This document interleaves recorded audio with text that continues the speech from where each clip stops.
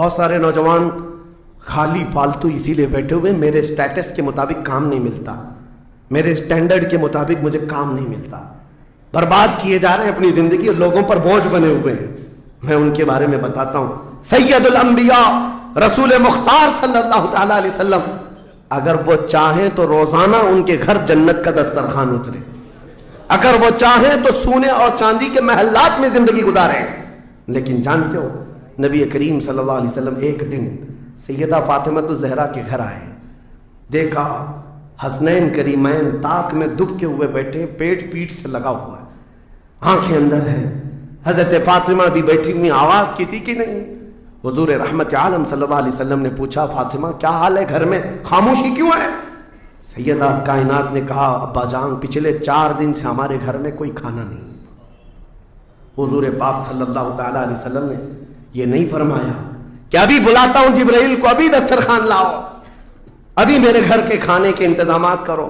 چاہتے تو حضور آرڈر دے دیتے، ساری نعمتیں آ جاتی، لیکن حضور نے کیا فرمایا سنو. فاطمہ الزہرا سلام اللہ علیہا سے کہتے فاطمہ انتظار کرو، تمہارا بابا جائے گا.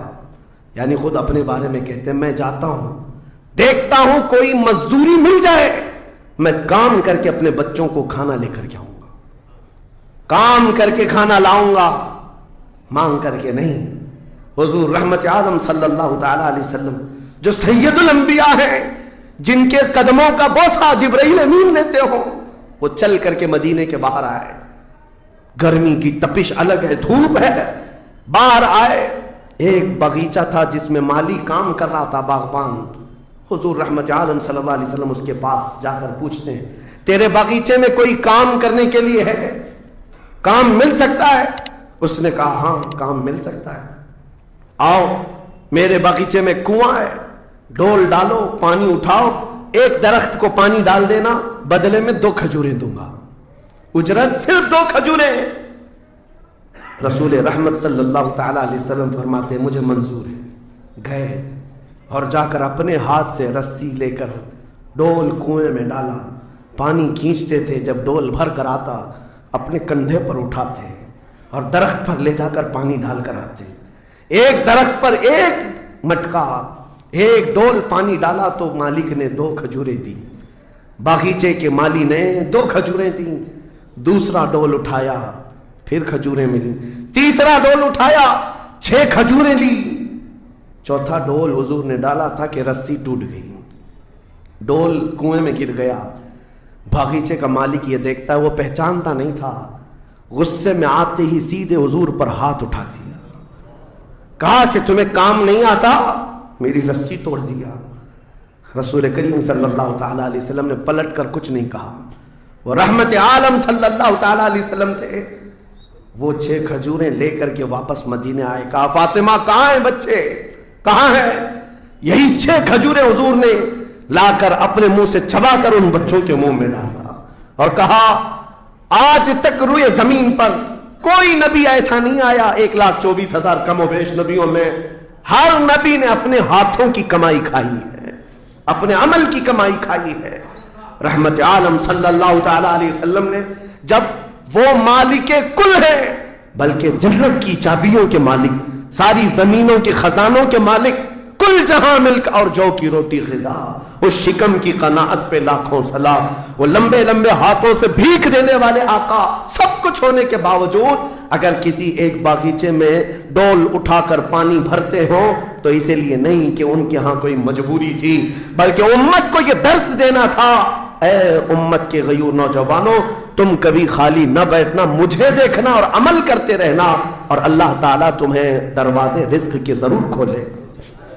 خالی بیٹھے ہوئے وقت برباد کرنے والے لوگوں کو میں اکثر یہ بات سناتا ہوں، اے میرے عزیزوں، مسلمان محلوں میں جہاں سے بھی گزرو حال یہی ہے، رات کو 4 بجے تک ان کے ہاں روشنیاں، کس بات کے لیے؟ میاں کیا فکر ہو رہی ہے، کس بات کی یہاں میٹنگ چل رہی ہے، چرچے کس بات کے؟ امت کی تباہی کے چرچے کس بات کے؟ گپیں لگ رہی ہوتی ہیں، کچھ نہیں. ان دوسری قوموں کو دیکھو جو فجر سے پہلے اٹھ کر کاموں پر بھاگ جاتی ہیں، سورج ڈوبنے سے پہلے وہ گھروں پر آ جاتے ہیں. آج تمہارے اخلاق و کردار کسی اور نے لے لی، اڈاپٹ کر لیے، और तुमको लोगों को ऐसा छोड़ दिया गया बेकायद के, बेक़ियादत के। बहरहाल मेरे अजीज़ों, बदलना चाहें तो आज भी हम बदल सकते हैं। सिर्फ एक नुक्ता है बदलने के लिए, एक नुक्ता है। मेरी बातें छोड़ दो, मुकर्रिरीन को सुनते हो सकता है लोग ये कहते हैं मौलाना लोग ऐसा बोलते हैं वैसा बोलते हैं, तुम्हारी फिक्रें सब अपनी जगह पर। मेरे अजीज़ों, मैं तो बहुत निकम्मा आदमी हूँ, मैं तो एक छोटा तालिब इल्म भी नहीं हूँ, जहालत मेरे अंदर भी है। लेकिन मैं आपको ये कहना चाहता हूँ, अगर दिल के अंदर हलचल मच सकती है, इनकलाब लाने की फिक्र आ सकती है, तो इधर उधर की बातें छोड़ो, आमिना के लाल की तरफ देखो, हुजूर अकरम सल्लल्लाहु ताला अलैहि वसल्लम की तरफ तुम्हारा दिल मुतवज्जे हो गया तो मैं कहता हूं तुम्हारी धड़कनें तेज हो जाएंगी, तुम बदल लोगे अपनी जिंदगी को। और उसके बाद एक दिन आएगा फिर तुम ये पुकार कर कहोगे जो बरेली वाले ने कहा था, या रसूल अल्लाह, दहन में जुबान तुम्हारे लिए, बदन में है जान तुम्हारे लिए, हम आए यहां तुम्हारे लिए, उठे भी वहां हुजूर के लिए। जीने का सलीका मिल जाएगा। लेकिन शर्त सिर्फ इतनी है, आज से एक वजीफा दे करके जा रहा हूं जुमा को। पहले भी मैंने एक बार कहा था, जब भी जुमा आए घर पर अब जाते हैं, घरों में अच्छा खाना बनता है, मेरे अजीजों अपने बच्चों को ले लो, बैठ जाओ दस्तरखान पर। लेकिन घर में ये कानून लगा देना, बीवी भी बैठे, माँ भी बैठे, बहन भी बैठे, बच्चे भी बैठे, जिसके घर में जितने लोग हो दस्तरखान पर बैठे, उस वक्त तक हम लुकमा नहीं उठाएंगे जब तक 100 मरतबा मेरे मुस्तफा पर दुरूद ना पढ़ लें। हुजूर सल्लल्लाहु ताला अलैहि वसल्लम को याद करने का माहौल घरों में आ जाए, फिर देखना जिंदगी की बहारें तुम अपनी जिंदगी में देख लोगे। हर गली में इंशाअल्लाह अज़ीज़ ये माहौल बन जाए, फिर कोई बाहर से आया हुआ अजनबी तुम्हारे मोहल्लों में आकर कहेगा ये मुंबई का मोहल्ला नहीं, मदीने की गली नजर आती है, यहाँ से खुशबू मुस्तफा नजर आती है। हमारी औरतों के अंदर, हमारी बच्चियों के अंदर पर्दे की पाबंदी हमारी तकरीरों से नहीं, हुजूर की मोहब्बत से आ सकती है। नौजवानों के अंदर नशा से नफरत तकरीरों से कम, लेकिन मेरे मुस्तफा की मोहब्बत से आ सकती है। क्योंकि हदीसों में हमने पढ़ा है, वो मदीने के लोग जो 50-50 साल पुरानी शराब पीते थे, एक फरमाने मुस्तफा क्या आया, उन्होंने अपने पुराने मटके तक तोड़ डाले, लबों तक लगी हुई शराब को पटक दिया कि अब नहीं, इसलिए कि मुखबिर सादिक ने फरमा दिया है, रहमत आलम ने फरमा दिया है, ये मोहब्बत का तकाजा तुम्हें हर बुराई से दूर ले आएगा। इसी को इकबाल ने कहा था कि मोहम्मद से वफा तूने तो हम तेरे हैं, ये जहां चीज है क्या लौह कलम तेरे, हर चीज का इलाज इसमें मुज़मर है, हर चीज का इलाज इसमें पोशीदा है। सच कहा करते थे बचपन में जो शायर हम सुनते आते थे, हर दर्द की दवा है सल्ले अला मोहम्मद, तावीज हर बला है सल्ले अला मोहम्मद। हुजूर का नाम पाक हर दर्द के लिए दवा भी है, शिफा भी है, और बीमारियों से छुटकारे के लिए कंसंट्रेशन, एक जगह तवज्जो मरकूज कर लो। आज से अपने दिल में ये एहसास पैदा करो, मैं इसका उसका नहीं हूं, लोगों ने मुझे बना रखा है, ये उसका फैन है, इसका फैन है, नहीं। बेदम वारसी को पढ़ो, क्या कहते थे अल्लाह वाले। मेरे अजीजों, कहते हैं बारगाह मुस्तफा में यूं अर्ज करते हैं, सगे तैबा सब कह के पुकारे बेदम, यही रखियो मेरी पहचान मदीने वाले। ये दुआ करते थे बेदम वारसी कि ऐ अल्लाह के नबी, ऐ मदीने के ताजदार, सारी दुनिया मुझे मेरे बाप के नाम से नहीं, मदीने का कुत्ता कह करके पहचाना करे।